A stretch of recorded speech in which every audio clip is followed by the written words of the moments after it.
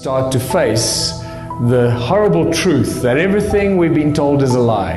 Today I'm no longer surprised, and I truly believe that every facet of our reality has been affected, manipulated, infiltrated, and poisoned with half-truths. It's not always completely a lie, but the best way to tell a lie is you keep a little bit of the truth and then you're surrounded by a lot of falsifications.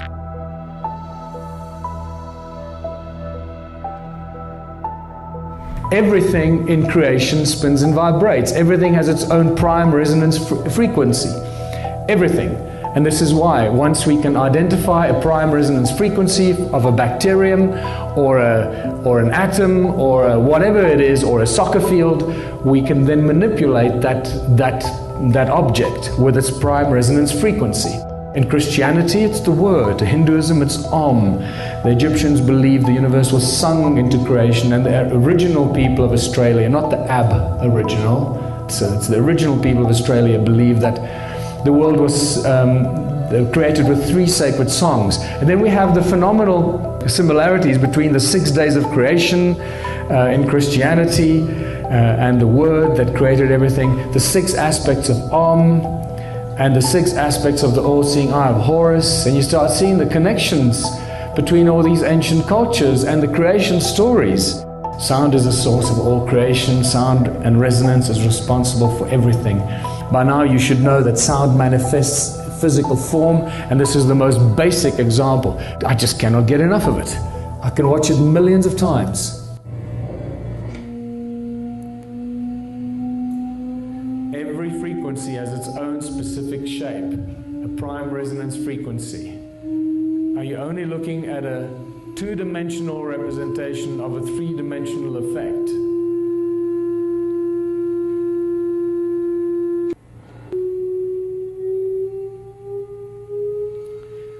I think he actually uses rice on a metal plate here.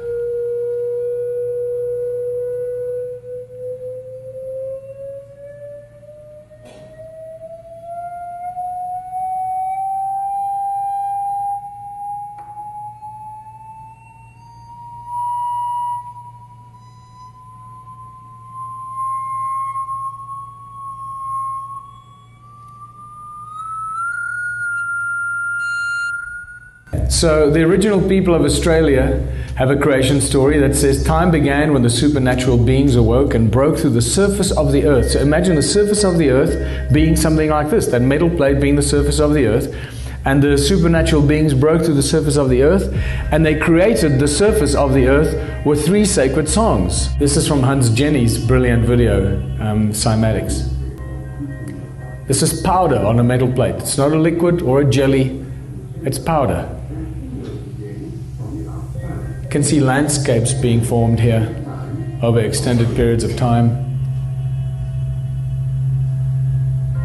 Mountains can form, valleys, volcanoes, all to do with the sound of the earth coming out of the earth. Now watch that.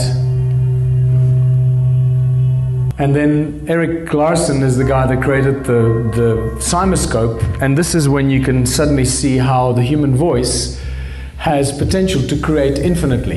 That with our voice we have the potential to create everything and anything we can imagine. That we are indeed creators.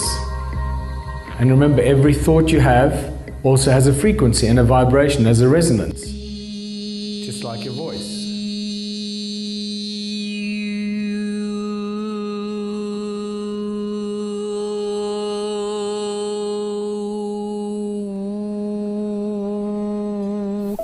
And some of these pictures, the images of this cymoscope images, tell us that it was these sounds, the images of the sound, that actually inspired religious symbols. That beautiful cross in a circle at the center of some of these cymatic photographs give us a very clear indication that the creators of the religious symbols knew exactly what they were talking about, that the source of creation is sound itself.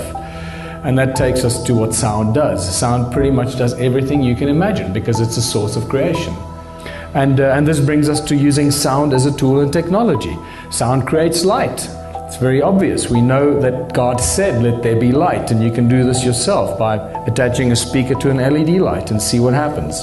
Royal Raymond Rife, you should know by now, that cured with the man that found the cure for all disease with sound and resonance. They were converted to electric impulses, and sound continues to amaze us. Sound can levitate. By now, you would have seen this many times. Just a very quick idea that sound actually does levitate things, but this is not how the ancients used to levitate the very big, heavy objects. This is a very different technique used here. This is just pressure waves that can levitate things, very light objects, but it does give you the ability to imagine that sound actually levitates. Sound creates hurricanes. There are two guys in 2003 that lodged a patent to create hurricanes out of sound, believe it or not. And I believe they were granted their patent to create hurricanes. And maybe this is how they create the weather for us, without us even realizing it.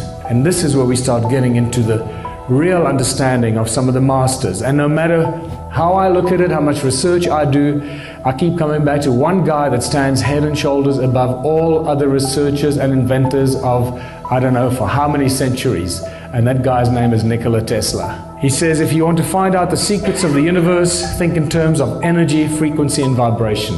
That's exactly what I've been sharing with you here. Everything is sound and magneticism, and this is really important. So what most people don't know is, remember, sound, God said, let there be light. So it's sound, moving sound. Sound manifests as toroidal fields. Those moving toroidal fields create magnetic fields, which are toroidal fields as well, and moving magnetic fields create electricity.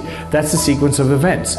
But this tells us that because sound creates magnetic fields, it means everything must have a must be magnetic in some sort, and in some sort of way. And if it's not, there's a very specific reason why it's not magnetic.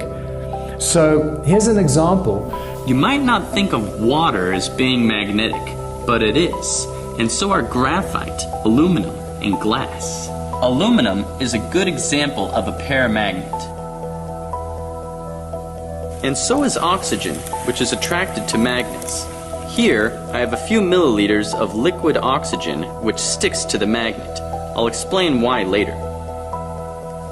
Gadolinium oxide and cupric sulfate are good examples of paramagnetic substances. Cupric sulfate is a salt that can be picked up by a magnet.